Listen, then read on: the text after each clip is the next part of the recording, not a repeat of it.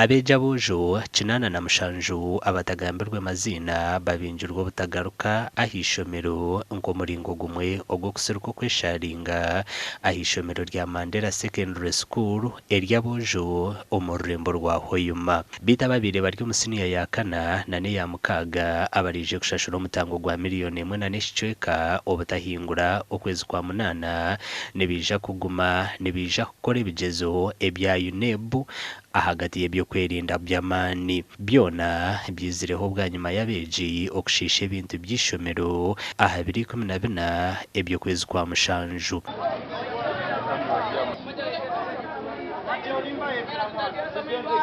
The decision, which was a board decision, has been owned up by the PTA. So it's a choice. Those parents who prefer a mixed school for their child will look elsewhere, not here.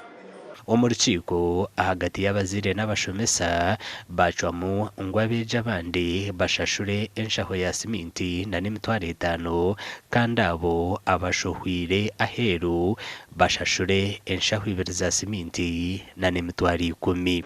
Kugara ebintu bino bitwaire sente nyingi kuko tukorera rehabilitation and construction yani sakumara miliyoni 13 zitukuyehora buhoro mu bantu niko abana basubira garuka niko baragaruka basana kusubira kusasura amatuze n'ebintu direkta w'ishomero na PTA beta abazeyire babana abo ko bayanga kusoma amazina gabo babete ba meeting nabo bagambe n'abana abo basasire bagarike bakore ebizamu.